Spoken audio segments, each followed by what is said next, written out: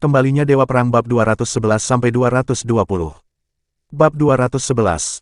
Kata-kata Levi terdengar seperti panggilan Grim Reaper kepada Melissa dan teman-temannya.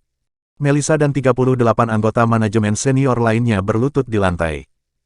Mereka membanting dahi mereka ke tanah dengan panik. Mereka semua tampaknya tidak peduli, bahkan dahi mereka berdarah. Itu adalah kekhawatiran mereka yang paling kecil karena mereka merasakan kematian mendekati mereka. William Hanks dan Melissa Floyd merasa paling takut dari semua orang yang berlutut di tanah karena William yang menyarankan pertemuan itu, sementara Melissa mengatur sisanya. Suara Levi tiba-tiba terdengar di samping telinga William.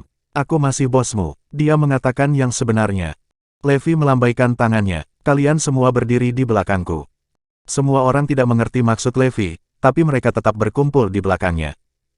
Melissa Floyd dan 38 orang lainnya adalah satu-satunya yang tersisa berlutut di dalam ruang pertemuan yang luas.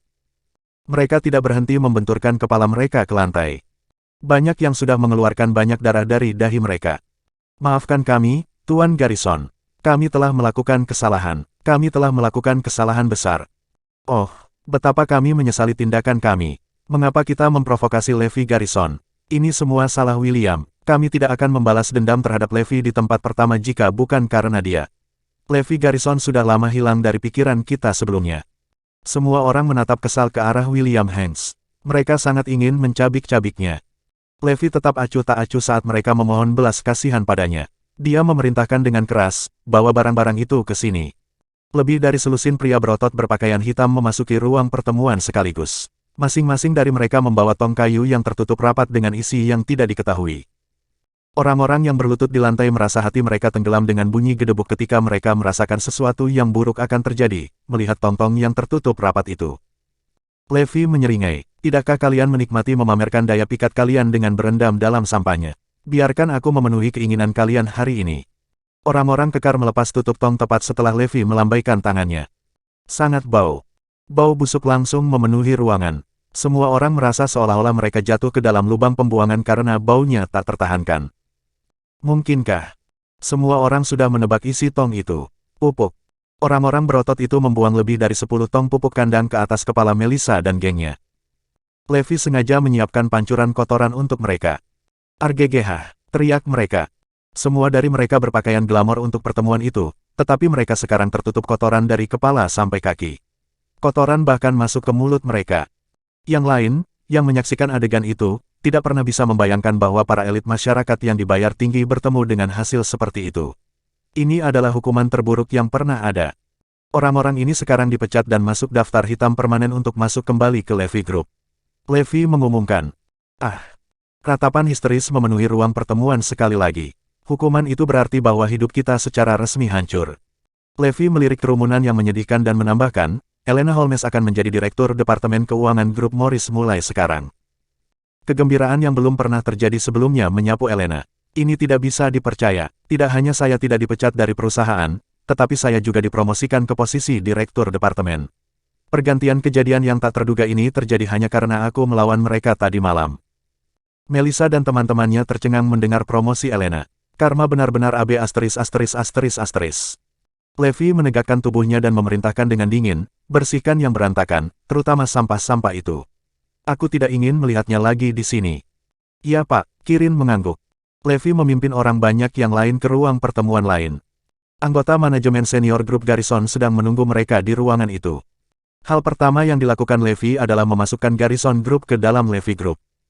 Keluarga Garrison telah menyiapkan segalanya, jadi yang harus dilakukan Levi hanyalah menandatangani surat-suratnya. Bab 212. Upacara pergantian nama perusahaan digelar setelah semua persiapan dilakukan.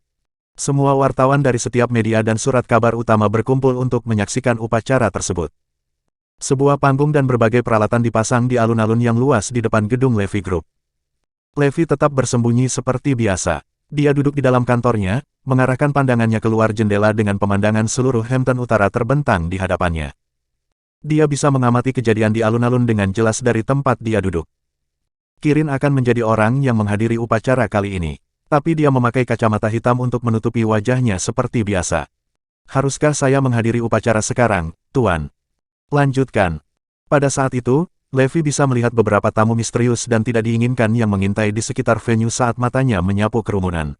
Mereka mungkin pria dari kamar dagang Hampton Utara atau pesaing bisnis lainnya. Saya kira mereka di sini untuk menyelidiki identitas Neil Rhodes. Upacara pergantian nama dimulai pada pukul 10. Kirin berjalan ke atas panggung dengan semua mata tertuju padanya. Para reporter memspam daun jendela di kamera mereka terus-menerus. Orang kuat yang tak terhitung jumlahnya di industri mulai mencari informasi latar belakang Kirin saat foto dan videonya menyebar seperti api. Tapi kacamata Kirin memenuhi fungsinya karena semua orang kesulitan mengenali fitur wajahnya. Pencarian intensif mereka tidak menghasilkan apa-apa. Tidak ada yang tahu apa-apa tentang Neil Rhodes. Berdiri di sebelah Neil adalah orang-orang yang bertanggung jawab atas Levy Group dan Garrison Group sebelumnya. Mer dan Mrs. Atkinson menghadiri upacara juga. Mereka ingin menyaksikan momen penting itu. Kirin membuat pengumuman resmi. Levy Group dan Garrison Group telah menandatangani perjanjian merger sebelumnya. Kedua perusahaan ini akan bergabung mulai sekarang dan beroperasi dengan nama Morris Group. Kehebohan berdesir di kerumunan saat bunga seremonial melonjak ke langit. Tuan dan Nyonya Atkinson meneteskan air mata. Mereka melihat ke langit dan menangis. Apakah kamu melihat ini, Nak?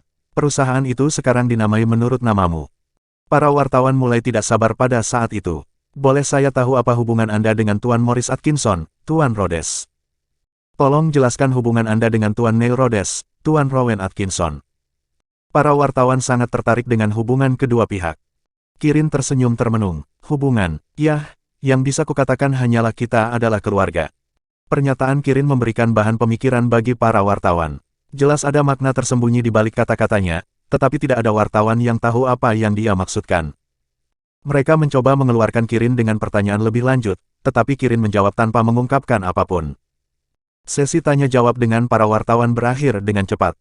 Segmen selanjutnya adalah puncak acara. Mereka akan mengubah papan tertulis perusahaan dari Levy Group menjadi Morris Group. Upacara penggantian nama hanya bisa dianggap sukses setelah mereka mengganti papan tertulis. Para pekerja dengan cepat membawa papan baru dan melepas papan lama bertulisan untuk Levy Group. Kirin hendak menggantung papan bertuliskan baru untuk memimpin acara ketika kekacauan meletus di tempat kejadian. Sesuatu sedang terjadi. Lihat ke sana. Seseorang berteriak tiba-tiba. Lebih dari 100 pria berpakaian hitam muncul entah dari mana dan menuju ke arah panggung. Mereka mengenakan topeng wajah untuk menutupi wajah mereka dan memegang tongkat bisbol di masing-masing tangan mereka. Semua orang ketakutan dengan cara mengesankan pria-pria menakutkan itu.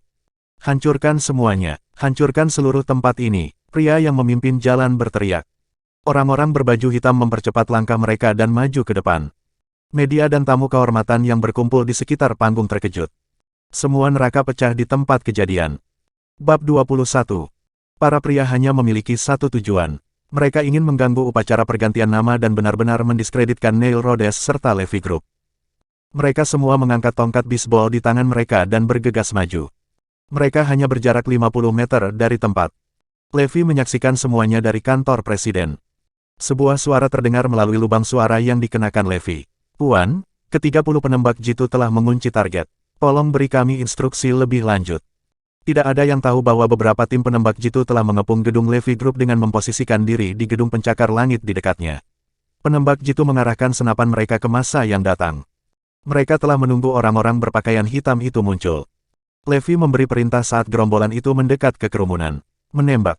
Azure Dragon menyampaikan perintah Levy saat dia memerintahkan. Perhatian kepada semua tim penembak jitu. Tembak. Saya ulangi. Tembak. 30 penembak jitu mulai menjalankan perintah secara bersamaan. Pria yang menyerbu di depan gerombolan itu kehilangan keseimbangan dan jatuh dengan wajah terlebih dahulu ke lantai. Orang-orang lain yang dipersenjatai dengan tongkat bisbol ditembak setelah sepersekian detik dan mereka juga jatuh ke tanah.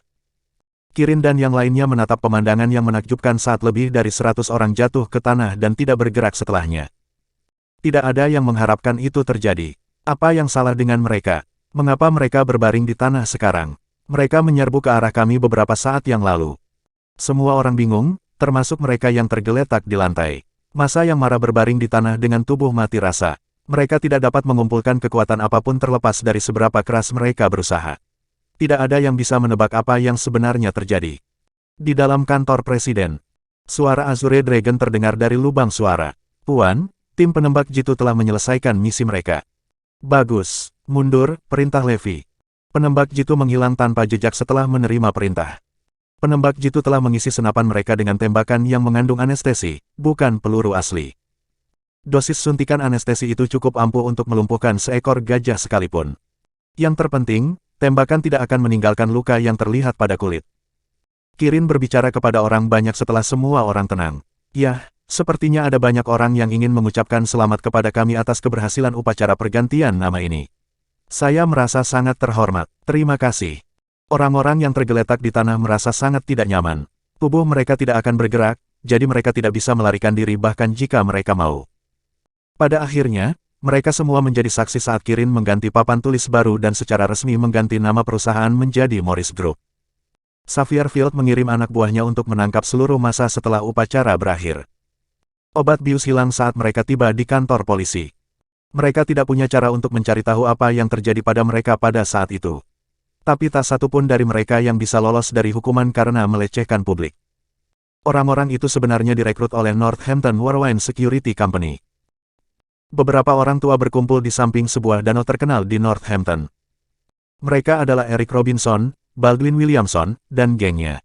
Clifford Anderson berkata dengan muram, "Tapi itu tidak mungkin. Saya tidak meminta bantuan kepada bos dunia bawah karena saya menginginkan hasil yang aman. Jadi saya sengaja menugaskan tugas ini ke perusahaan keamanan angin puyuh yang bergengsi. Saya meminta mereka untuk menyelesaikan tugas itu secepat mungkin dan melarikan diri dari tempat kejadian. Setelah itu, aku tidak menyangka mereka melakukan kesalahan seperti itu." Bab 214. Wallace Henderson terjebak dalam kebingungan. Itu benar, sebagian besar pria yang direkrut oleh perusahaan keamanan angin puyuh adalah mantan polisi dan mantan tentara. Mereka terkenal karena efisiensi dan keterampilan mereka. Saya mendengar para pemimpin tim bahkan tentara bayaran di masa lalu. Jadi mengapa mereka jatuh datar di wajah mereka tiba-tiba? Eric menghela napas panjang. Ini pasti ulah Neil Rhodes. Dia membuat persiapan sebelumnya, tapi aku tidak mengerti bagaimana mereka semua jatuh pada saat yang sama. Bahkan orang-orang yang mengalami kejatuhan yang aneh itu tidak tahu apa yang terjadi pada mereka. Baldwin mengelus dagunya. Mungkin kita meremehkan Neil Rhodes. Ngomong-ngomong, apakah kamu sudah mengetahui identitasnya? Sisanya menggelengkan kepala. Kami telah menggunakan semua koneksi kami untuk menyelidiki identitasnya, tetapi tidak ada yang muncul. Informasinya tampaknya dirahasiakan. Pada saat itu, pewaris keluarga Anderson, Virgil Anderson, berjalan tergesa-gesa menuju para lansia. Ayah, Paman, Wakil Panglima, Tuan Hoels, dari zona perang telah memberitahu saya berita terbaru. Dia memberitahu saya bahwa dia agak akrab dengan Neil Rhodes, dan dia masih menyelidiki masalah ini. Dia menginginkan saya untuk meyakinkan kalian semua untuk bersabar karena dia akan mengetahui identitas Neil cepat atau lambat. Putra Eric Robinson, Sheldon Robinson, juga membawa berita. Tuan Cook memberitahu saya bahwa Neil berasal dari wilayah barat laut. Dia masih mencoba melihat aspek lain dari latar belakangnya. Informasi Grover akurat. Kirin memang melayani tentara di zona perang barat laut. Haha, bagus sekali. Kami akan mengamati rencana Morris Group untuk saat ini, kata Eric. Clifford mengangguk. Aku sudah berurusan dengan perusahaan keamanan angin puyuh. Kamar dagang Northampton tidak akan ada hubungannya dengan mereka. Di dalam grup Morris, Levy mengusulkan rencana pengembangan masa depan untuk perusahaan. Kami kekurangan staf saat ini karena kami memecat banyak eksekutif sebelumnya. Apalagi, kami baru-baru ini juga mengakuisisi Garrison Group. Pertama, kami harus merekrut veteran perusahaan yang pergi karena tekanan di masa lalu. Kemudian kami akan menyerap talenta dari seluruh Erudia ke dalam perusahaan kami. Kirin menggaruk kepalanya dengan malu. Saya mahir berperang dan melatih tentara, Pak. Tapi berbisnis bukan keahlian saya. Kamar Dagang Hampton Utara telah mengambil alih teknologi inti Levy Group, tetapi informasi ini telah terukir di benak saya. Kami akan memproduksi produk serupa seperti mereka dan menjual barang-barang kami dengan harga lebih rendah. Levy tersenyum licik. Kirin memberinya acungan jempol. Ini adalah langkah yang brilian. Produk kami tentu akan mempengaruhi pasar yang ada jika kami menawarkan harga yang lebih kompetitif. Lebih penting lagi, mereka telah mencuri teknologi kita. Jadi mereka tidak bisa menimbulkan masalah baik untuk mencegah mengungkap kejahatan mereka. Mereka hanya bisa berdiri dan menyaksikan Morris Group mengambil alih seluruh pasar sedikit demi sedikit. Kita tidak bisa membiarkan posisi wakil presiden kosong. Saya perlu menemukan seseorang yang mampu mengambil tanggung jawab ini. Apakah Anda sudah menemukan kandidat yang cocok? Levy bertanya. Kirin mengangguk. Ya, Pak, saya telah memilih 2 kandidat yang sangat kompeten. Mereka akan berada di sini untuk menghadiri wawancara besok. Levy puas dengan efisiensi Kirin. Bagus, saya akan berpartisipasi dalam wawancara besok untuk memilih kandidat terbaik. Levy pulang larut malam. Dia menghabiskan beberapa waktu mengobrol dengan Zoe. Zoe tercengang. Tuan Rhodes sangat mengesankan. Jelas, dia telah melihat laporan berita hari itu. Levi memiliki dorongan untuk memberitahunya bahwa Neil Rhodes tidak tahu apa-apa di bidang bisnis.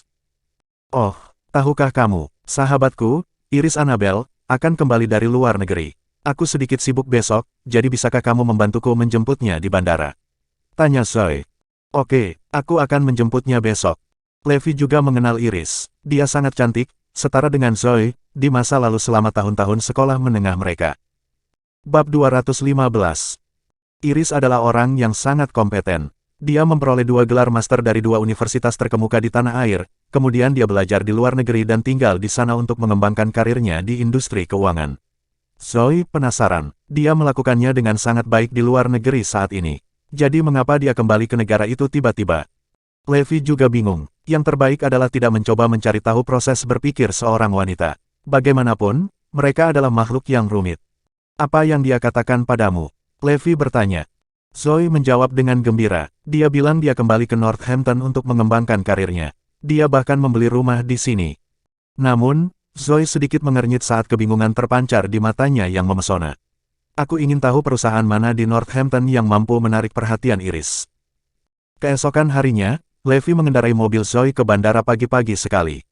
Levi menunggu sebentar di pintu keluar bandara sebelum Iris Annabel muncul. Iris adalah seorang wanita ramping dengan tinggi 170 cm. Kakinya yang panjang bahkan sebanding dengan model profesional. Dia mengenakan sepasang sepatu hak tinggi Ferragamo dan mantel hitam. Iris tampak sombong dan acuh tak acuh saat mengenakan sepasang warna di wajahnya yang lembut. Temperamennya luar biasa sejauh meyakinkan orang lain untuk menganggapnya sebagai bintang terkenal. Orang yang lewat mulai mengambil foto dirinya dengan ponsel mereka. Iris segera mengenali Levi. Dia berjalan ke arahnya dan melemparkan barang bawaannya. Kirim saya ke Morris Group sebelum jam 9. Saya sedang terburu-buru, dia menuntut. Levi merasa tak berdaya saat dia berpikir sendiri. Aku datang jauh-jauh ke sini untuk menjemputmu. Anda tidak hanya gagal menunjukkan rasa terima kasih Anda, tetapi Anda memperlakukan saya seperti pelayan Anda. Tapi dia tetap memasukkan barang bawaannya ke bagasi.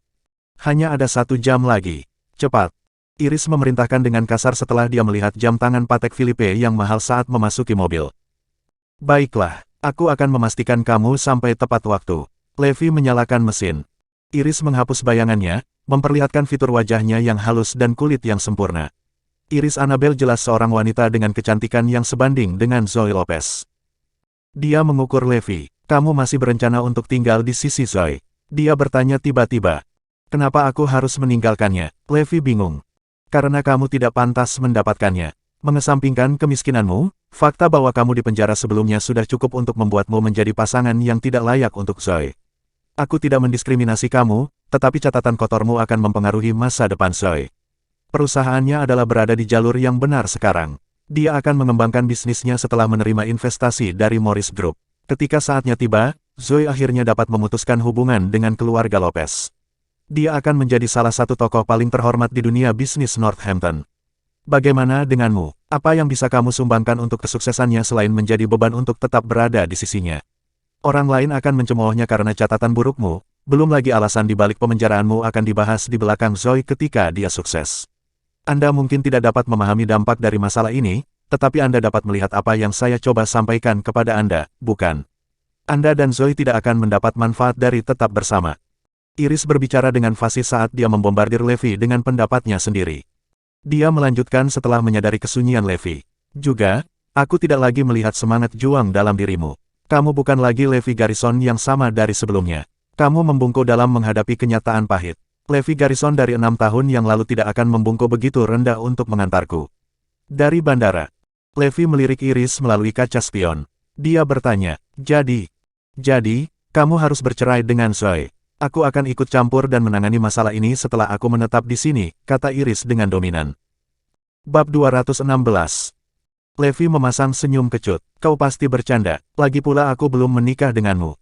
Zoe adalah sahabatku. Aku tidak bisa membiarkan dia menghancurkan hidupnya, kata Iris dengan dingin. Kecuali apa? Kata-katanya menggelitik minat Levi. Kecuali kamu menjadi sukses lagi. Kamu harus sesukses Zoe untuk pantas mendapatkannya. Kalau tidak, aku tidak akan pernah setuju kamu tetap di sisinya. Levi tertawa. Akulah yang membantu Zoe mencapai kesuksesannya saat ini, kau tahu. Iris meringis. Dia menanyai Levi dengan nada dingin. Apakah Anda memberitahu saya bahwa Anda mendapatkan kembali kendali atas Levi Group dan mengusulkan untuk mengubah nama perusahaan menjadi Morris Group? Levi menyeringai. Kau memang gadis yang cerdas. Kau benar sekali. Bisakah kamu sedikit lebih membumi, Levi Garrison? Kamu konyol. Aku sudah meneliti segala sesuatu tentang Morris Group. Ketua perusahaan, Neil Rhodes, tidak ada hubungannya denganmu. Iris tetap diam setelah dia mengucapkan bagiannya. Keheningan pin drop memenuhi suasana di dalam mobil. Sejak muda, Iris adalah orang yang tegas dan mendominasi, belum lagi dia memiliki kemampuan untuk mendukung sikapnya. Dia menjadi lebih arogan setelah dia mengumpulkan pengalaman dan membangun reputasinya di dunia keuangan di luar negeri. Iris hanya akan memperlakukan beberapa tokoh tangguh di dunia keuangan dengan hormat pada saat itu. Saya tidak peduli untuk menganggap serius Levi Garrison di masa lalu, apalagi Levi Garrison yang baru saja dibebaskan dari penjara. Aku sadar dia pria yang sangat buruk setelah percakapan singkat yang kami lakukan. Wanita sepertiku dan Zoe terlalu baik untuk seseorang serendah dia. Aku sudah memutuskan, salah satu tujuan saya untuk kembali ke negara itu adalah untuk memisahkan Levi dari Zoe. Mereka tiba di Morris Group setelah beberapa saat. Bawa barang bawaan saya kembali ke tempat Zoe untuk saat ini. Saya akan menghubungi Zoe lagi nanti malam. Iris mengambil beberapa lembar uang dan melemparkan uang itu ke Levi sebelum turun dari mobil. Jangan khawatir, aku membayarmu untuk kerja kerasmu. Menurut pendapat Iris, Levi hanyalah seorang hamba yang dapat ditugaskan dengan uang. Levi berpikir dalam hati sambil melihat uang yang sekarang tergeletak di kursi penumpang. Dia mempermalukan saya dengan uang. Apapun, aku akan membawa kopernya kembali untuk saat ini. Kirin memanggil tepat saat Levi hendak pergi. Di mana Anda, Pak? Kedua kandidat baru saja tiba. Kami akan memulai wawancara tepat pukul 10, seperti yang saya sebutkan sebelumnya. Levi menepuk kepalanya setelah mendengarkan pengingat Kirin. Aku benar-benar lupa tentang ini karena Iris. Aku sudah di sini. Aku akan segera ke atas. Levi menjawab. Baiklah, aku akan mengaturnya sekarang, kata Kirin. Kirin telah menyelesaikan semuanya pada saat Levi tiba di kantornya. Di dalam kantornya ada layar yang menunjukkan rekaman pengawasan langsung di dalam ruang pertemuan. Kedua kandidat akan menjalani wawancara mereka di ruang pertemuan dalam waktu dekat. Kirin hadir di dalam ruang pertemuan, tapi dia hanya ada di sana untuk menunjukkan wajahnya. Para eksekutif lainnya akan menjadi orang-orang yang menanyai para kandidat. Elena Holmes adalah salah satu eksekutif untuk berpartisipasi dalam wawancara. Kirin mengenakan earpiece untuk menyampaikan pertanyaan Levi kepada para kandidat. Kandidat pertama, silakan masuk sekarang. Dengan demikian, wawancara resmi dimulai. Kandidat pertama adalah seorang wanita. Dia memiliki sosok tubuh yang ramping dan penampilan yang menawan. Levi tercengang ketika melihat penampilan wanita itu melalui layar. Itu Iris Annabel, jadi itu sebabnya dia kembali dari luar negeri. Dia di sini untuk melamar posisi wakil presiden di Morris Group. Bab 217. Tidak heran dia meminta saya untuk mengirimnya ke sini. Ini semua salah Iris. Saya akan memahami situasi lebih awal jika dia tidak memukul saya dengan semua penghinaan tadi. Wawancara Iris dimulai sebelum Levi dapat mengingat kembali pikirannya. Dia memang kandidat yang sangat kompeten karena dia tidak membuang waktu untuk mengesankan pewawancara dengan penampilannya. Levi menenangkan diri dan mulai menanyainya melalui Kirin. Pertanyaan Levi semuanya tepat dan mencerminkan profesionalismenya. Iris kagum setiap kali Kirin mengajukan pertanyaan padanya. Neil Rhodes ini adalah pria yang luar biasa. Cara dia menangani situasi dari sudut pandang yang unik sungguh mencengangkan. Dia ahli bisnis. Karir saya hanya bisa berkembang di bawah kepemimpinan pria brilian seperti dia. Ini akan menjadi kesempatan besar untuk memoles dan lebih meningkatkan bakat saya. Namun, yang tidak diketahui Iris adalah bahwa Levi lah yang mengajukan pertanyaan. Dia menyelesaikan semua pertanyaan satu demi satu dengan tenang dan tenang. Dia telah mempersiapkan dirinya secara menyeluruh sebelum menghadiri wawancara ini. Dia telah mempertimbangkan masa depan Morris Group dan menyusun rencana terperinci untuk lebih memajukan perusahaan dalam industri ini. Levi berpikir Iris memang orang yang cakap untuk pekerjaan itu. Ini adalah jenis bakat yang saya butuhkan di perusahaan saya. Kirin, katakan padanya dia dipekerjakan, kata Levi. Kirin ragu-ragu. Lalu dia berbisik, Pak, ada kandidat lain yang belum menjalani wawancara. Apakah Anda tidak ingin membandingkan kandidat? Itu tidak perlu. Dia orang yang saya butuhkan untuk mengisi posisi itu. Minta kandidat lain untuk melamar posisi eksekutif lain. Levi menjawab. Di dalam ruang rapat. Kirin memasang senyum mempesona. Selamat, Miss Annabel. Anda resmi direkrut sebagai wakil presiden Morris Group. Harap biasakan diri Anda dengan lingkungan kerja hari ini. Anda dapat mulai bekerja besok setelah Anda selesai menangani proses orientasi dengan Departemen SDM. Ini, para eksekutif lain di dalam ruangan tercengang. Bahkan Iris terkejut. Saya memiliki kepercayaan diri untuk mendapatkan pekerjaan ini. Tetapi untuk membuat pengumuman ini di sini sekarang adalah hal yang tidak terduga. Dalam keadaan normal, para eksekutif harus berdiskusi dan mengambil keputusan untuk masalah yang sama pentingnya dengan ini. Apalagi ada calon lain yang menunggu di luar ruangan. Elena bertanya, bagaimana dengan kandidat lainnya, Tuan Rhodes? Kirin tersenyum. Mes, Annabelle adalah orang yang tepat untuk pekerjaan ini. Minta kandidat lain untuk melamar posisi lain. Dipahami. Iris tercengang. Dia tidak bisa tidak mengagumi ketegasan Kirin. Dia pria yang tegas namun eksentrik. Hanya pria hebat yang bisa memiliki kepribadian seperti ini. Saya telah datang ke tempat yang tepat. Iris berjalan ke Kirin, berniat untuk mendiskusikan hal-hal yang berhubungan dengan pekerjaan. Tapi Kirin menanggapi dengan ramah. Saya akan terus terang, Mes. Annabelle, saya hanyalah karyawan lain dari perusahaan ini. Pemilik sebenarnya dari perusahaan ini adalah orang lain. Dialah yang mewawancarai Anda sebelumnya. Terkejut, Iris bertanya tentang pemilik perusahaan dan bahkan meminta untuk bertemu dengannya. Kamu akan mendapatkan kesempatan untuk bertemu dengannya di masa depan. Kembali ke kantor Levi. Kirin menyeka keringat dingin di dahinya. Bukankah keputusan itu terlalu terburu-buru, Tuan? Levi tersenyum. Tidak sama sekali. Wanita itu berani dan dia bisa berpikir di luar kebiasaan. Karakter seperti itu diperlukan untuk pengembangan perusahaan yang konstan. Saya memindai resume kandidat lain, dan gayanya bukanlah yang saya cari. Levi sudah membuat perbandingan sebelumnya. Kemudian dia melengkungkan bibirnya dan berpikir sendiri. Kurasa kamu tidak pernah mengharapkan aku menjadi atasanmu, kan, Iris Annabelle? Iris menangani prosedur orientasinya di Departemen SDM dan melakukan tur keliling perusahaan sebelum keluar dengan setumpuk dokumen di tangannya. Tanpa diduga, dia terkejut menemukan Levi menunggunya di pintu masuk. Levi baru saja mencapai pintu masuk juga. Iris menatap Levi bingung. Kemudian dia mengeluarkan lebih banyak uang dari dompetnya dan melemparkan uang itu ke Levi setelah memasuki mobil. Anggap ini biayanya dan juga tipmu karena kamu menungguku, kata Iris. Dia sudah terbiasa dengan norma di luar negeri di mana orang akan memberi tip kepada pelayan, valet, dan sopir taksi untuk layanan mereka. Menurut pendapat Iris, Levi memiliki standar yang sama dengan orang-orang itu, bahkan mungkin lebih rendah dari mereka. Bab 218. Levi mengambil uang itu dan menyimpan uang itu ke dalam dompetnya. Iris menggelengkan kepalanya dan mendesah melihat pemandangan itu. Dia bersedia menerima uang itu tanpa mengeluh. Dia benar-benar tidak pantas mendapatkan Zoe lagi. Levi menambahkan, kamu bahkan memberiku tip. Apakah kamu mendapatkan emas lebih awal? Iris menunjuk ke grup Morris. Apakah Anda tahu tempat ini? Levi mengangguk. Tentu saja, tempat ini dulunya adalah grup Levi. Ya, Morris Group telah mengakuisisi Garrison Group. Aset perusahaan ini bernilai lebih dari 10 miliar sekarang, jadi prospeknya adalah sesuatu untuk dilihat. Saya adalah wakil presiden Morris Group yang baru direkrut. Saya tidak memprioritaskan gaji, tetapi mereka membayar saya 70 juta setiap tahun. Iris menjelaskan kepada Levi seolah itu masalah sepele. Saya bisa mendapatkan uang sebanyak ini ketika saya berada di luar negeri. Saya melamar pekerjaan ini di Morris Group terutama untuk memenuhi impian saya. Selamat kalau begitu, Levi menyeringai. Dia menambahkan pada dirinya sendiri secara internal. Aku takut kamu tidak akan pernah tahu ini. Tapi saya bos Anda, saya yang akan menentukan besaran gaji tahunan Anda. Levi membawa Iris kembali ke Bayview Garden. Dia tercengang setelah melihat rumah itu. Kau membeli ini? Iris bertanya dengan ketidakpastian. Oh, tidak, kami menyewa tempat ini. Levi menjawab.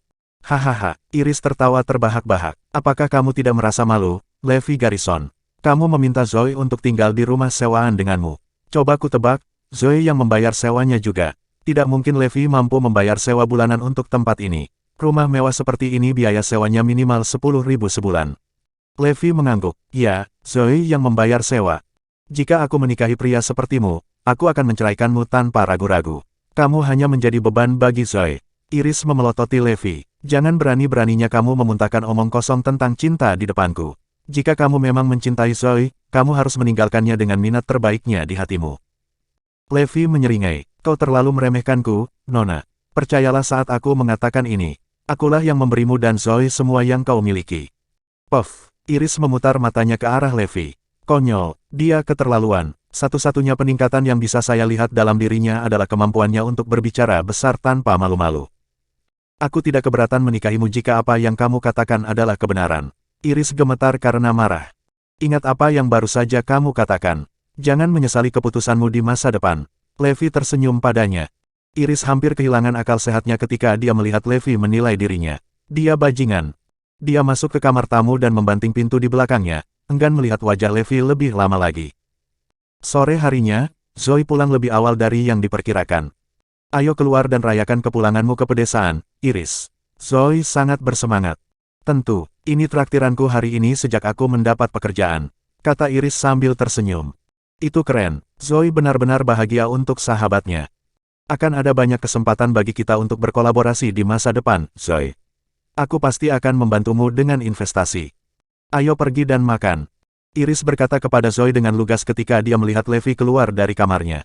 Aku perlu berbicara denganmu tentang masalah yang tidak menyenangkan. Zoe bingung. Apa maksudmu? Kamu harus menceraikan Levi, tambah Iris. Saya yakin orang tua dan kerabat Anda akan setuju dengan saya agar Anda berpisah dengannya. Apa? Perceraian? Bab 219. Sebuah Porsche 911, senilai lebih dari 1 juta, diparkir di luar rumah ketika mereka tiba di pintu masuk.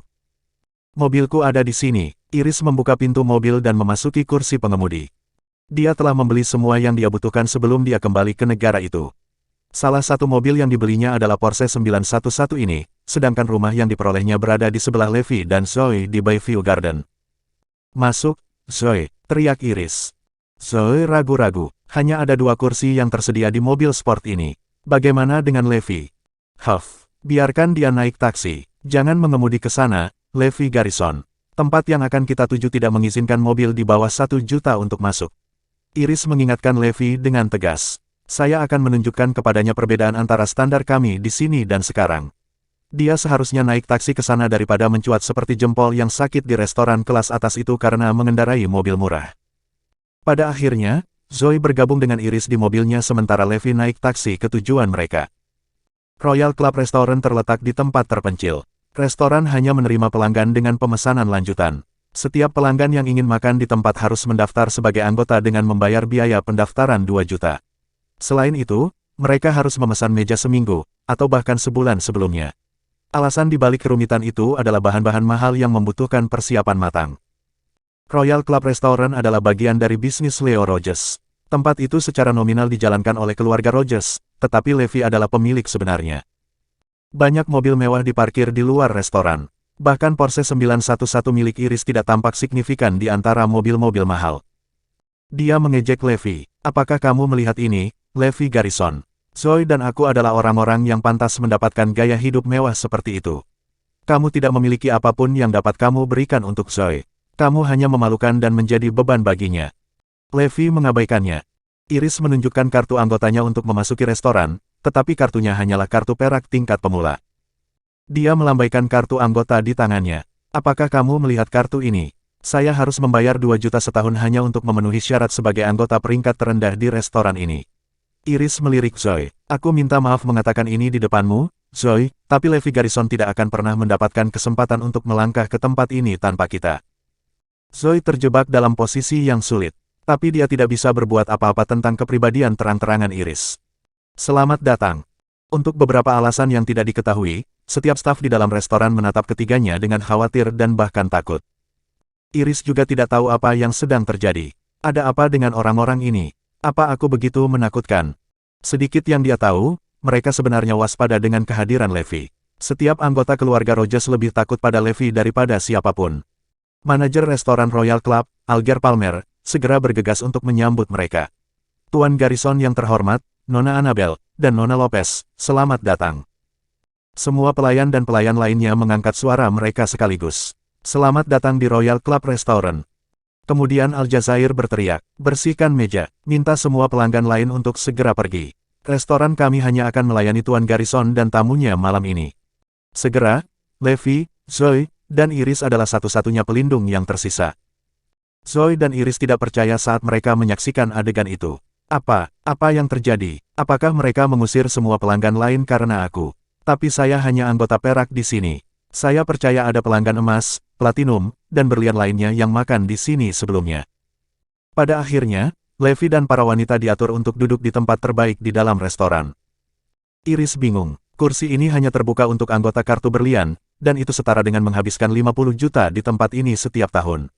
Kartu saya jelas tidak memenuhi persyaratan itu. Bab 220. Mengapa saya diizinkan untuk duduk di sini ketika saya hanya anggota kartu perak? Ada yang salah. Pasti ada sesuatu yang terjadi di sini. Aku sudah merasakan suasana aneh sejak kami berjalan melewati pintu tadi. Apakah Anda puas dengan layanan kami, Tuan Garrison dan tamu yang terhormat? Aljazair mencari pendapat mereka sambil melihat Levi, secara alami. Levi menjawab sambil tersenyum. Itu bisa diterima. Zoe cemas sementara Iris berkata dengan dingin. Apa yang kamu bicarakan, Levi Garrison? Kamu tidak memenuhi syarat untuk menyuarakan pendapatmu di tempat seperti ini. Kejelasan menyapu Alger Palmer secara instan. Kedua wanita ini tidak boleh mengetahui identitas Levi Garrison. Dia dengan cepat merapikan semuanya.